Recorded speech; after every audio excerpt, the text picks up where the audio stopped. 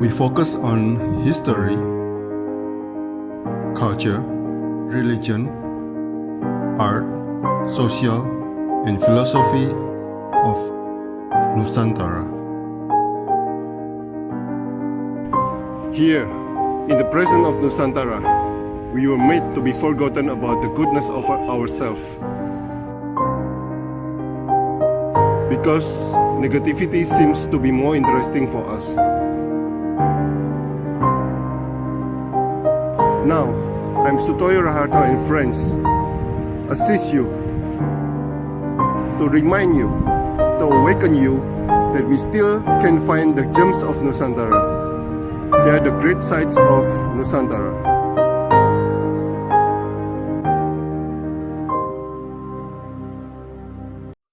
Selamat malam Mas Jonathan Wibowo, seorang pianis, bukan ahli gizi ya.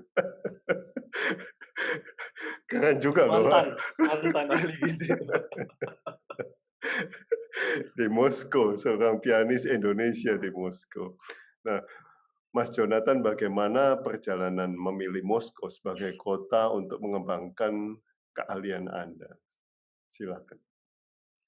Iya, jadi apabila kita lihat secara garis besar, kita lihat secara universal di seluruh dunia, memang Moskow atau lebih luasnya kita bilang Rusia mungkin ya. Rusia itu merupakan salah satu negara di mana banyak sekali musisi, banyak sekali pengajar, banyak sekali instrumentalis dan berbagai profesi lain yang berkaitan dengan musik yang berkarir yang karirnya tuh ada di seluruh dunia gitu. Di Amerika itu ada pengajar dari Rusia, di Eropa ada pengajar dari Rusia. Jadi waktu saya milih nih, ketika saya selesai dari sekolah musik untuk melanjutkan pendidikan musik saya mikir, kenapa saya nggak langsung ke empunya pendidikan musik gitu. Alhasil saya memilih Rusia sebagai pilihan saya untuk melanjutkan studi musik saya. Itu juga perjalanan panjang sekali Bapak, kalau mau diceritain mungkin ini berjam-jam nggak selesai-selesai. Karena saya belajar di Rusia ini, saya mendapatkan beasiswa, saya mendapatkan peluang dari pemerintah Rusia untuk melanjutkan studi musik saya di Rusia. Dan sebentar. Waktu apply pakai ijazah apa? Gizi itu. Itu ijazah sekolah, Bapak. Ijazah sekolah musik. Oh, okay. Jadi dulu saya tuh sekolah dua, Bapak. Sekolah umum, mana SMA biasa waktu itu, dan sekolah musik. Dulu saya belajar di sekolah musik YPM, Yayasan Pendidikan Musik itu di Jakarta. Jadi ketika saya lulus dari sekolah musik ini, saya dapat ijazah. Nah, ijazah itulah yang saya pakai untuk mendaftar ke beasiswa pemerintah Rusia pada saat beasiswa S1 atau S2? S1. Jadi itu juga unik juga di Rusia ini. Pendidikan di Rusia itu agak sedikit beda dengan pendidikan di dunia barat, khususnya untuk jurusan saya, jurusan musik, jurusan piano. Karena di sini pembelajarannya sendiri menempuh 5 tahun, Bapak. 5 tahun. Kalau di dunia barat, di Amerika atau di Eropa mungkin 4 tahun itu S1, kemudian 2 tahun S2. Nah, kalau di Rusia itu sendiri 5 tahun itu istilahnya spesialis. Oh, oke. Spesialis. Jadi sebenarnya metode ini, sistem ini tuh sistem Uni Soviet zaman dulu. Jadi memang diteruskan sampai ke zaman sekarang di Rusia. Jadi 5 tahun itu saya istilahnya spesialis. Setelah saya lulus dari spesialis ini, saya bisa melanjutkan ke program doktoral. Oh, S2-nya berarti nggak ada deh. Jadi ya mungkin kalau secara kasarnya si S1 dan S2 kita gabungkan jadi satu program, itu program spesialis ini. Oh, wow, gitu. wow. Nah, jadi Mas Jonathan ngulangin S1 di sana ya? Ya, bisa dibilang seperti itu ya. Oke. Nah, sebelum Anda, apakah ada banyak pianis Indonesia di Moskow? atau paling tidak yang mendapat beasiswa di sekolah musik di Moskow? Kalau untuk, pianis dari Indonesia, sedikit sekali Bapak, yang pernah belajar di Rusia. Saya kenal beberapa nama, ada juga rekan kolega saya di sekolah musik yang sempat saya belajar dulu, juga ada yang lebih senior lagi, beliau bahkan pada masih masih zaman Uni Soviet belajar di sini. Tapi itu kurang masih di bawah 5 orang mungkin Bapak. Oh, Itu oke. musisi secara keseluruhan ya, ada teman saya juga, Indah kebetulan, rekan saya, dia sudah lulus sih, sudah lulus, dia trompet, pemain trompet. Beliau juga belajar di Rusia, tapi sudah lulus dan sudah kembali ke Indonesia. Ada lagi, saat ini yang untuk jurusan musik di seluruh Rusia hanya 3 Bapak. Hanya ada Yang dari saya, Indonesia? dari Indonesia betul. Wow, wow. Saya, kemudian ada teman rekan saya juga di kota Moskow, tapi bukan di institusi yang sama. Iya, jadi saya saat ini belajar di Akademi Musik Gnesin. Akademi Musik Gnesin, teman saya itu belajar di akademi yang lain, tapi jurusannya musik juga. Dan ada satu lagi pemain biola, tapi bukan di kota Moskow. Beliau belajar di kota Rostov, itu di daerah selatan Rusia. Itu cukup jauh juga dari Moskow, jadi saya ketemu dia jarang sekali. Berarti kalau dilihat memang pemusik Indonesia yang sudah balik ke Indonesia yang pendidikan Rusia jarang sekali. Jarang sekali, betul, bisa Jarang dibilang sekali. seperti itu. Kalau dibandingkan dengan pianis-pianis atau musisi-musisi dari Eropa, dari Amerika, itu kita masih kalah jauh kalau mau dilihat secara Jumlah. kuantitasnya, ya. Oke. Nah, saya saya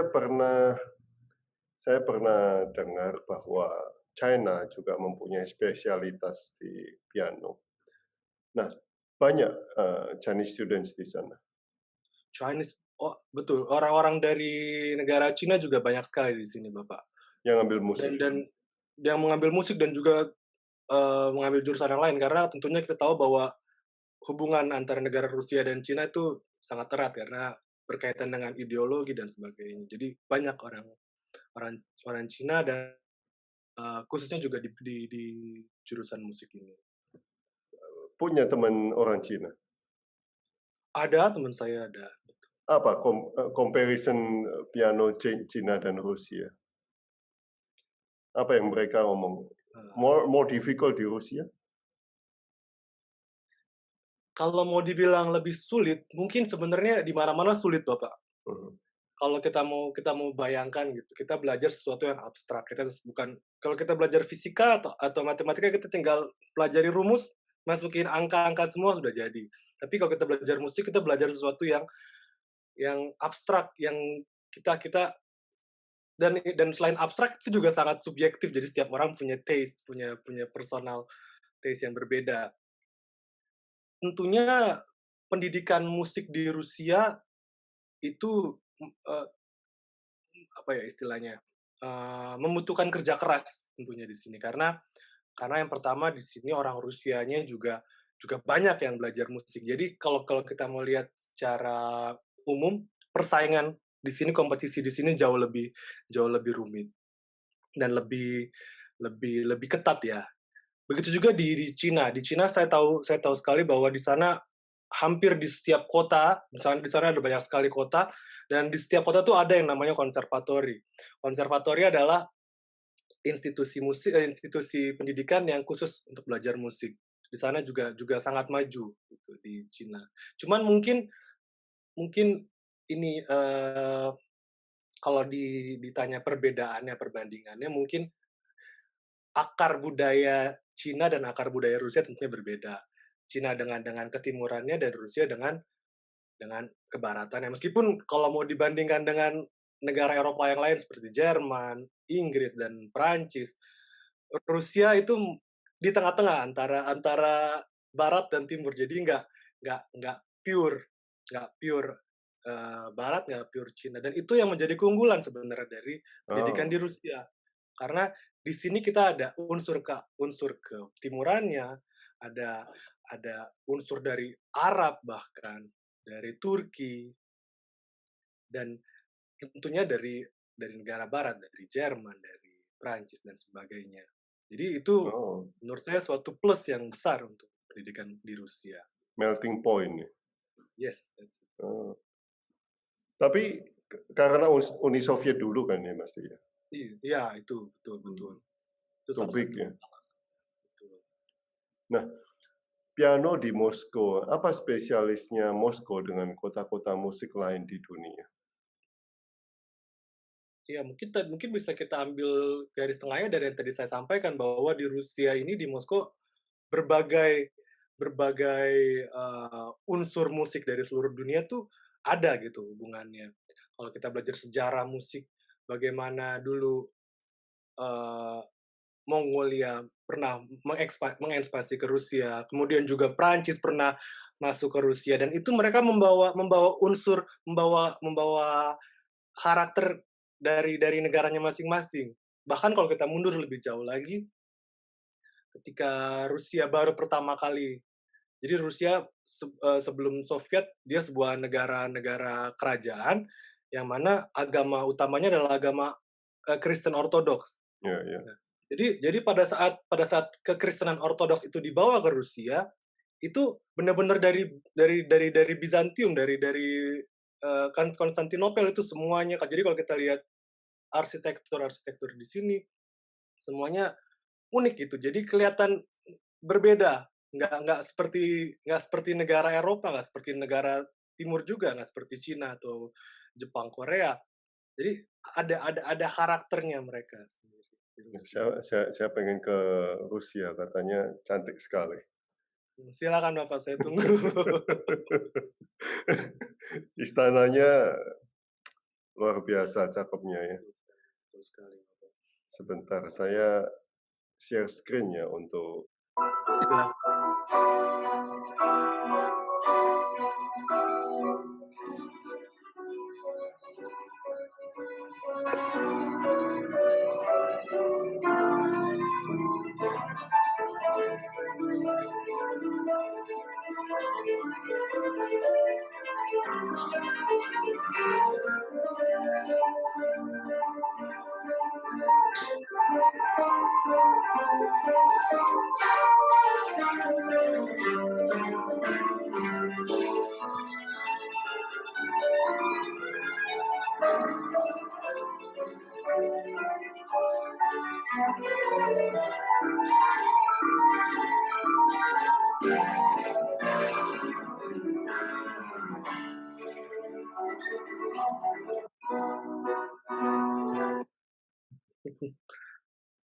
Itu belum lama ini saya bermain bersama teman-teman saya itu musik kamar ya, jadi musik ensemble. Jadi saya bermain bersama teman saya seorang pemain biola dan pemain biola alto. Oke. Nah, em, yang saya ingin tanyakan, sebentar saya agak slip tadi. Oh ya, sampai di Rusia, Anda belajar bahasa Rusia. Ya, jadi yang tadi saya bilang bahwa pemerintah Rusia memberi beasiswa kepada mahasiswa-mahasiswa asing, itu pembelajarannya yang akan dijalani itu dalam bahasa Rusia, Bapak. Itu hampir seluruh program pendidikan di Rusia sih dalam bahasa Rusia, tapi akhir-akhir ini ada sih beberapa jurusan yang menggunakan bahasa Inggris sebagai bahasa pengantarnya. Nah, untuk sebagian besarnya menggunakan bahasa Rusia. Berapa lama belajar bahasa Rusia sampai bisa masuk S1 di sana? Nah, jadi itu merupakan program wajib sebenarnya, Bapak. Program wajib dari pemerintah Rusia sebelum kita masuk ke tahun pertama, kita harus setahun belajar bahasa, Bapak. Itu namanya Di, program persiapan di di Indonesia? Rusia. Oh, di Di Indonesia. Rusia. Oke. Jadi Berapa kita lama itu? 1 tahun. 1 tahun. Oh, Iya. bisa ya Jadi untuk masuk S1 bisa. bisa, Bapak. Tapi itu benar-benar sebuah perjuangan keras juga karena bahasa Rusia tuh, waduh, saya sampai sekarang juga saya masih belajar kalau boleh jujur, karena bahasa Rusia itu salah satu bahasa mem yang berbeda dari bahasa ibu kita gitu, bahkan dari bahasa bahasa Inggris, bahasa Jerman, semuanya tuh berbeda sekali. Oh, iya, iya. Nah, harus menguasai berapa vocabulary untuk masuk S1? Kira-kira begitu. Sebenarnya itu lebih untuk sebagai syarat syarat resminya sih enggak, tapi untuk kayak kehidupannya sih, Bapak. Misalnya kayak kita harus ke supermarket atau kita harus nu ada pertanyaan di jalan misalnya mau nggak mau kita harus punya kurang lebih lah, pengetahuan vocabulary gitu untuk dibicarakan. Ya, saya belum tahu dunia Rusia, makanya saya curious kalau kalau di mana kalau Eropa itu kan ya bahasa Inggris bisa ya. Nah kalau Rusia ini yang challenge ya. Nah sewaktu masuk kelas pertama gurunya juga mengajar pakai bahasa Rusia. Langsung bahasa Rusia, Bapak. Wow. Jadi kalau dibilang berbagai pengantara bahasa Inggris buat orang asing itu di sini tidak. Jadi kita masuk langsung diceburkan dalam bahasa Rusia. Dan itu awalnya juga tentunya shock shock, berat karena kita bahasa Rusianya nggak ada dasar sama sekali langsung diajak ngomong, diajak bicara dalam bahasa Rusia. Tapi ya itu ketika kita tinggal di sini, kita hidup bersama-sama dengan orang Rusia, secara tidak sadar jadi kita tertular lah bahasa Rusia jadi kita sendiri kita jadi paham lebih lebih kurangnya bahasa Rusia. Nah sewaktu berarti dari nol itu ya. Dari nol, betul. Wow. Wow. Nah, untuk jurusan musik ya, apakah ada tugas-tugas menulis atau langsung praktek di main piano dan sebagainya? Tentunya ada pelajaran Oh, teorinya ada. Oh, itu juga salah satu kalau kembali ke pertanyaan yang tadi, salah satu plus pendidikan musik di Rusia, bahwa di sini sangat ditekankan pengetahuan akademisnya, sangat ditekankan pengetahuan teoritis. Jadi bukan sekedar terampil bermain, tapi kita harus cerdas, kita harus jadi musisi yang cerdas. Jadi di sini saya bukan cuma belajar piano. Kalau belajar piano sendiri itu bahkan saya dipegang 3 guru, Bapak. Guru piano solo, guru piano iringan, dan guru piano ensemble. Jadi itu mereka punya spesialis masing-masing. Di samping 3 pelajaran tadi, saya masih masih dapat pelajaran misalnya teori musik, sejarah, apalagi misalnya psikologi, pedagogi, kemudian, apalagi filsafat tentunya, itu pelajaran wajib di Rusia itu, filsafat dan estetika itu saya dapat juga pelajarannya. Dan itu perjuangan keras karena bahasa Rusia yang kita pakai sehari-hari untuk ngobrol, untuk bicara dengan teman-teman itu berbeda dengan bahasa Rusia ilmiah yang disampaikan dalam kuliah gitu. Jadi itu kenapa tadi saya bilang sampai sekarang saya masih belajar bahasa Rusia karena apa yang disampaikan dosen-dosen, profesor-profesor itu kadang-kadang saya harus catat, saya nggak tahu artinya apa, baru saya cari di kamus itu artinya apa. iya, iya, iya, iya. Rusia is similar to China, di mana once you go inside, udah nggak ngerti lagi kalau kita nggak punya. Exactly. Berapa orang yang dapat beasiswa untuk ke Rusia pada waktu itu? Kalau zaman saya berangkat ke Rusia tahun 2016, Bapak. 2016, kurang lebih pada tahun itu ada 140, 150 orang. Wow. Hmm. Tapi itu disebar di seluruh Rusia, Bapak. Jadi bukan hanya di kota Moskow.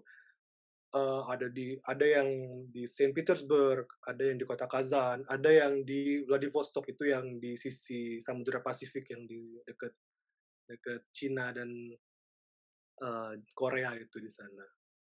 Oh, Itu wow, wow, tersebar di seluruh Rusia. wow.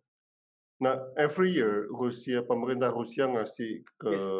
wow, yes. Nah, cuman itu dia permasalahannya, nggak semua orang tahu itu, eee eee, pendaftaran beasiswanya. Jadi kadang-kadang orang nggak tahu bahwa Rusia itu membuka membuka peluang bagi mahasiswa asing untuk belajar di sini, di Rusia. Wow. Ya, itu sama dengan China is doing the same thing. Ya. Saya rasa itu memang tradisi tradisi no, di Rusia kan dulu negara sosialis ya, jadi mungkin Mhm. memang itu untuk apa istilahnya, mengundang orang asing ke negaranya itu. Iya, iya, iya. Oke, mungkin kita ke Instagram lagi ya, kalau ada yang Oh, mau silakan. diceritakan. Ini kemarin Bapak, hari Senin yang lalu saya ada konser, kita konser kelas. Konser kelas, jadi kalau kalau kita lihat yang, di tengah itu yang pakai blazer warna putih itu guru saya. Itu Ibu Tatiana Pavlovna Levitina. Beliau profesor, di akademi kami dan beliau adalah guru saya, guru piano solo. Jadi ini kemarin konser saya di akademi kemarin. Nah, kalau kita lihat di sini, itu cukup banyak sebenarnya orang-orang, tapi itu sebenarnya bukan mahasiswa saat ini, itu banyak mantan-mantan murid, Bapak. Mantan-mantan muridnya beliau. Nah, yang saya senang juga di sini bahwa ketika kita pernah belajar dengan salah seorang guru di sini, kita jadi menemukan suatu keluarga baru. Jadi di sini kita kenalan dengan yang udah lulus mungkin 4 5 tahun atau 8 tahun yang lalu. Jadi udah seperti keluarga kan itu, keluarga keluarga besar muridnya Ibu Tatiana Levitina. Oh, alumni-alumni diundang Alumni berarti? ya. Dan itu Oh, kita deket semua, kita saling saling kontrol gitu. Jadi ketika ketika udah lulus, apa lagi kerja apaan sekarang, kabarnya gimana gitu. loh, satu kelas itu satu guru berapa siswa? Kalau saat ini di kelas beliau ada 7 orang siswa, Bapak. Hanya 7, oke. Dan di Akademi Gnesin di tempat saya belajar hanya saya sendiri orang Indonesia. Jadi Ya, jadi itu wajar banget itu. iya itu. Jadi Oke. jadi gampang diingat saya sama guru-guru di Oke, satu lagi ya, mungkin bisa cerita sambil reunian kan ini katanya. oh iya iya. Apa, mungkin kita Eh, lihat. Berarti yang hari Senin saya kontak itu ya Ini konser kemarin Bapak, konser iya. kemarin ya. Ya. Karena saya agak terlambat balasnya karena sibuk megang gitu. Iya. Ah, ini di mana ini? Ini waktu saya lulus ini Bapak, saya lulus pendidikan pendidikan persiapan itu, lulus bahasa. Ini di sini. Eh, mana tadi saya Ini metro kan oh, tulisannya. ini Metro Bapak. Oh, oke. Jadi memang di sini untuk stasiun metronya luar biasa sangat indah. Ah, oh, saya pikir tempat ruang konser. Kelihatan seperti gedung konser ya Bapak Iya. ya. Itulah, itu Metro di sini seperti itu. Oke, one more, one more. Mana yang performance saja deh. Yang mungkin Ini, yang tadi di atasnya Bapak, di atas lagi. ini, Atau mungkin di bawah yang turun sekali lagi Bapak ini, mungkin. Yang ini, yang ini. hitam putih itu di tengah, kalau bisa lihat. Oke.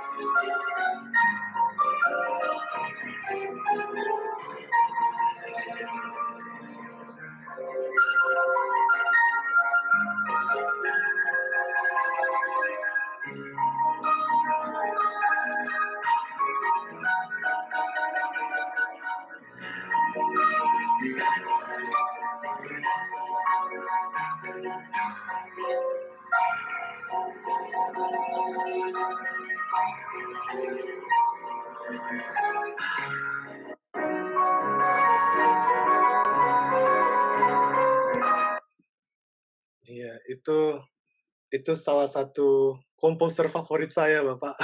Oh, Alexander Nikolaevich Scriabin. Nah, mereka pianonya bikinan Rusia Eee, atau rata-rata sih, piano impor sih Bapak dari luar negeri sih. oh Jepang gitu? Keluarga ekspor saya ya, heeh. Jadi dari Jepang, dari Eropa, dari Amerika juga ada. Oh, oh Khususnya Rusia. yang terkenal itu Steinway and Sons itu yang Oh piano iya, paling iya. Oh. itu yang rata-rata di kelas sih itu pianonya. Tapi Rusia bikin piano sendiri nggak? Kalau Rusia sih saya kurang tahu, tapi kalau Soviet ya, zaman Soviet itu semua diproduksi zaman Soviet itu. Cuman ya itu, eee, kualitasnya sih tidak maksimal sebenarnya Iya, iya, karena mungkin zaman itu yang penting cepat selesai jadi produksi banyak diedarkan di seluruh negara, di iya, seluruh kota gitu. Jadi iya. kualitasnya nggak terlalu maksimal. Hampir ya similar to China ya sebetulnya ya. Mereka mau Kurang mandiri lebih. dan sebagainya. Anda sering mengutip banyak dari musisi-musisi dunia. Apa kutipan Anda untuk kami orang yang awam terhadap musik? Waduh, kutipan.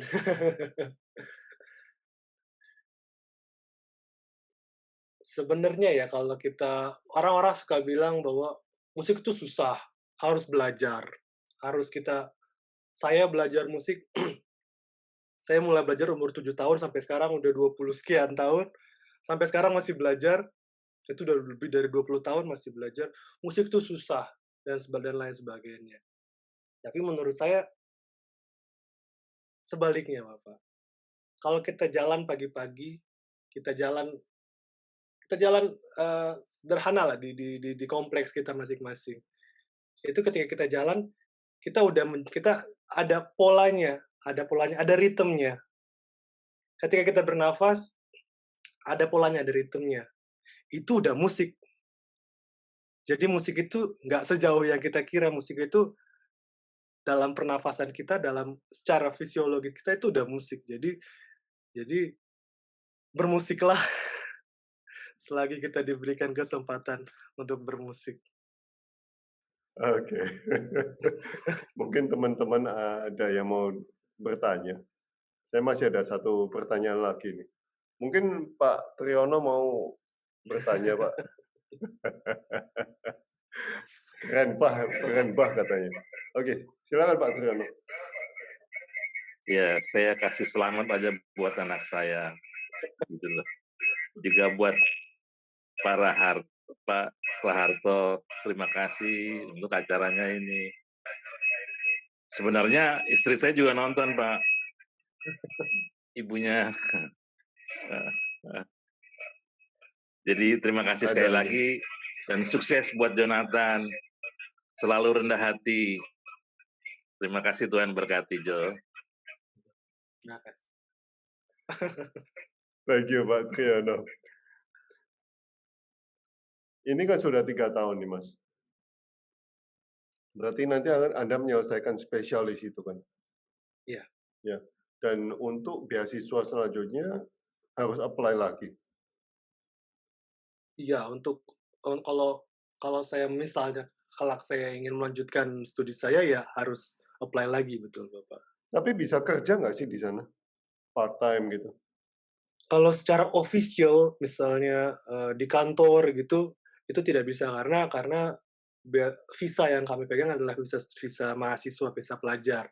Tapi kalau secara non official misalnya, ngajar privat piano, atau saya juga saat ini kerja kerja sampingan sih sebagai pianis pengiring di college, di kompleks, akademi kami, itu bisa kita mengajar. Tapi itu tidak resmi lah kalau kita bilang. Jadi nggak secara formal.